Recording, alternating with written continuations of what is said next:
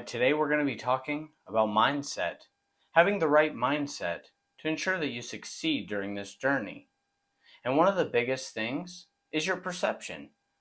Perception changes the way you view things, the way you view yourself, the way you view how difficult this journey is. So understand that the way you see yourself is going to affect how important this is. If you see yourself as someone who gives up easily, then you're going to give yourself permission to give up because that's just who you are. So during this part of the journey, you're going to be working on how to increase your perception of yourself. And a lot of ways of doing this. Understanding the different perception levels, how we communicate with ourselves, how we visualize, practicing self-love, and other things. So let's start with the different forms of perception. The very first one is cognitive perception, and that's about how we think. And it's actually how we think about the way we think, which is our belief systems. What do you believe possible? What do you believe that you're capable of accomplishing? Do you think that this fitness and nutrition journey is something that you can actually do? And how do you view people who are fit and healthy? A lot of times we have perceptions of fit people like they're full of themselves or they're dumb. It's either brains or brawn. And the less you think of them, the more likely you are to give yourself an excuse as to why not to accomplish this. A lot of people are like, oh, well, to constantly work on your image. That's people like that are just full of themselves. They're vain. And you don't want to be vain, so you avoid doing those steps. This happens a lot with money as well, with people where they view rich people negatively, so they never give themselves the permission to reach the same levels.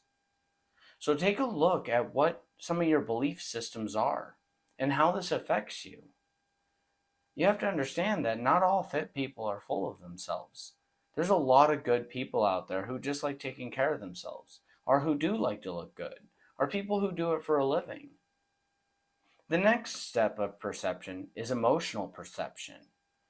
And this is all on how we feel and how we feel about feeling things. In the one emotional chapter, we talked about how there's a level of vulnerability with emotions. And a lot of people are worried when they feel sad or they feel lonely. And instead of seeing them as what they are, just an action signal. We all have them, and there's no big deal with feeling them. And then the next perception is behavior, the behavioral dimension. And this is, so now that we perceive things to be the way they are, how does that affect our actions? How does it affect your behavior to think that fit people are vain, or that you have to spend all your time in the gym, or you have to be super strict with your meal planning? How does that make you feel about accomplishing these goals? And then understand that the way we are feeling, whether we're in a good mood or bad mood, affects the way we perceive things as well. So if you're feeling good, you might not want to accomplish your goals because you love yourself just the way you are. But then when you start perceiving your body as worse than it is, then you start making changes. And this can be the opposite as well. You want to start finding ways to challenge your behaviors, challenge your belief systems, and really stay aware of how you're perceiving the world. Now, in psychology of exercise, we learn about a couple of theories. For example, the self-efficacy theory, that in order to accomplish your goal, you will need a level of belief in yourself. Your underlying belief determines success or failure. So, as hard as this seems to understand, it's if you don't believe that you can accomplish it, you won't. But if you believe that you can fully do this, you will. Because that perception is going to dictate our behaviors, our actions, all those things that we need to do. If you believe something possible, then you're going to have an easier time getting it. So we're going to be learning some tactics on how to believe in yourself, how to believe that you can do this. It doesn't matter how many times you failed, how many diets you tried that you weren't able to stick with. The truth is, anybody is capable of achieving whatever they want. Another one is expectancy value. How much do you value the expected results? So some people are like, oh, I want six-pack abs. And it's like, why? Well, I don't know. It'll look nice. There isn't much value in that. There's no strong enough reason why. So you're not going to do all the steps needed to get there. So understand that the ending should add a lot of value to your life.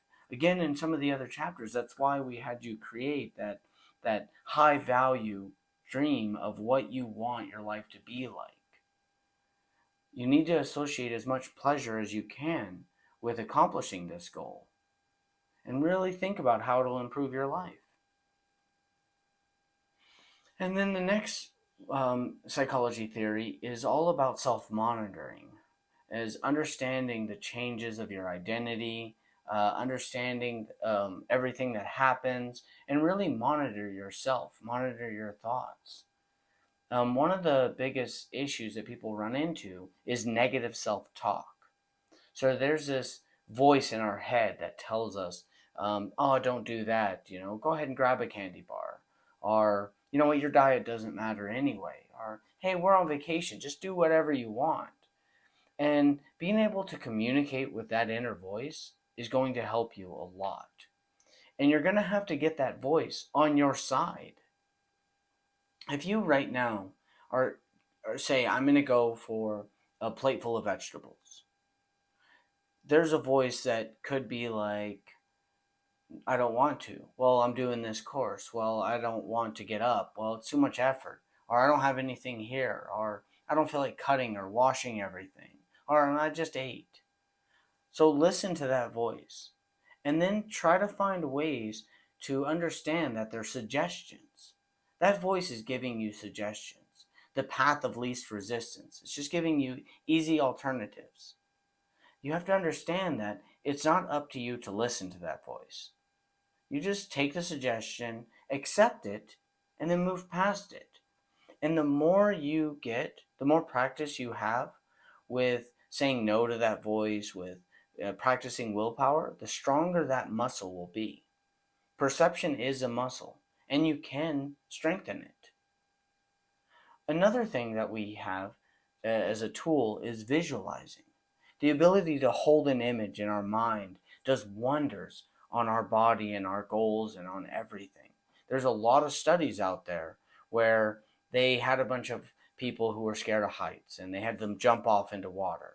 And they had half of them visualize themselves jumping confidently, having fun for 20 minutes beforehand. And then they had the other half scared. They had lower body postures instead of happy and strong and proud. And the ones that visualize themselves jumping with no problem, even though they have the same level of fear of heights, jumped without any restraint.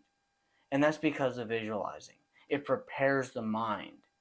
So if you can visualize your day how you want it to go, visualize yourself going to the gym, visualize yourself eating healthy, and start practicing that, you're going to create an inner world that supports your outer world. Again, go through the workbook, look at all the exercises with this, and really try them. And another level of perception is your mind-body cues. Listening to what your body's telling you, listening to what your mind's saying, and then reconstructing it to better suit what you need to do in order to achieve your goal. Now, when it comes to communicating with yourself, you want the path with least resistance. You don't want to argue. You don't want to create conflict. You want to accept and then move past it. One thing that I learned was, think of it as Dr. Jekyll and Mr. Hyde, where the scientist created something that made him a beast, and he had two sides, a loving, caring doctor and a monstrous person who destroyed everything. Well, sometimes that voice is Hyde in you. It's telling you not to go to the gym, and you're going to have to practice a balance with it. So in this, A lot of this is actually about self-love. A lot of that is about how can you practice loving yourself and honoring what it is that you want to be doing. You're not going to give in to that temptation, that laziness that you've given into, because you understand that this is a practice of treating yourself the way you deserve to be treated. There's a couple of methods for improving the way you treat yourself. First, whatever the situation is, you want to identify it. Are there situations that cause you to feel bad about yourself? Is there someone who deflates you? Has there been a change to your roles in life? Look at your situation. What is causing you this? And then you want to become aware of your thoughts while you're feeling this. Pay attention to that negative self-talk and start canceling it out, replacing it with positive messages. And then as all these negative thoughts come in, practice saying something positive. So if it's like, when I see myself in the mirror, it's like, you're too fat to post a course, right? And instead, it's like, no, you're a beautiful person and you work hard every day at what you do. You are right where you should be.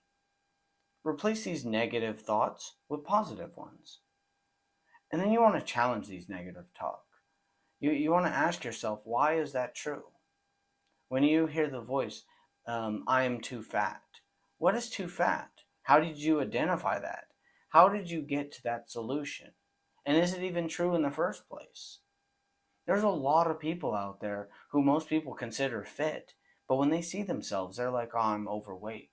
A lot of eating disorders around it too, where you have a really skinny girl who just isn't skinny enough. And anybody around her can tell her she's skinny, but because of that negative self-talk, that self-image, she thinks that she's not. So you want to start changing your mindset. You want to see things as better than they are. You want to be more of an optimist about yourself. You want to start practicing self-love. You want to start adjusting your beliefs. Use hopeful self-talk. Instead of, I don't know if I can do a diet. It's like, you know what? I will do this. And I bet you anything, I'll be able to do this with ease. It won't even be a problem. And then when problems come up, be like, I've gotten through worse. I can get through this too.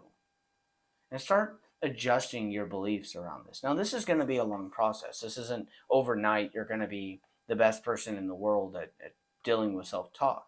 But now that you're aware of it, now that this is brought to your attention as one of the issues that causes you so much stress and problems in your life, you're going to start making a change. You're going to start adjusting it little by little, just like with everything you do. Small actions lead to the biggest changes.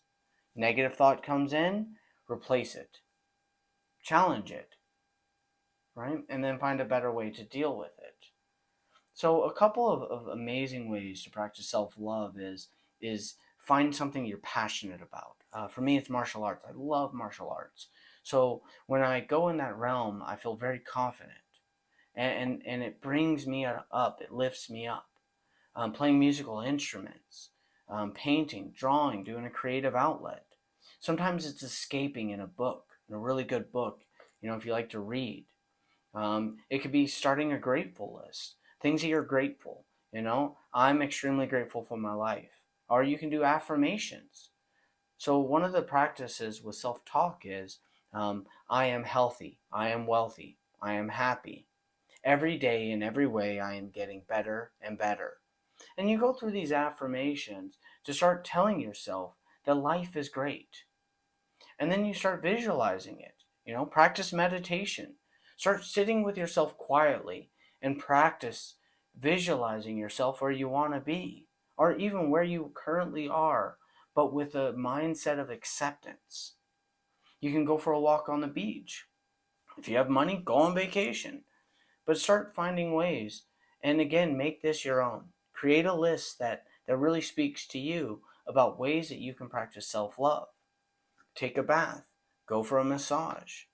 Go and sit in a sauna. And then start looking into videos and things. So if you struggle a lot with guilt, find ways to forgive yourself. Start looking. Go through Tony Robbins programs or Wayne Dyer or Deepak Chopra or some of these motivational speakers to start dealing with these issues that maybe it's been bringing up over and over, and yet this nutrition and fitness journey has so much to do with this negative self-talk or these issues that we've had throughout our whole life. And then start dealing with them. Start watching videos on it. Go through people who are famous. A lot of them are famous for a reason. Not all of them. I think Dr. Oz is a fraud. I think he does whatever the new fad thing is. There's people like that. But for me, I really enjoy Tony Robbins. He's definitely highly recommended. Go through some of his emotional programs, some of his Living Your Passion. His books are really good on it. But find your own guru. Find somebody that speaks to you about your issues, and then slowly start improving yourself. Slowly start improving your mindset. Start working on your psychology, because a lot of our problems, a lot of our blocks in this fitness and nutrition journey is not having the right mindset. Join me tomorrow. We're going to be talking about how to create an environment around you that will help you succeed with your fitness and nutrition journey.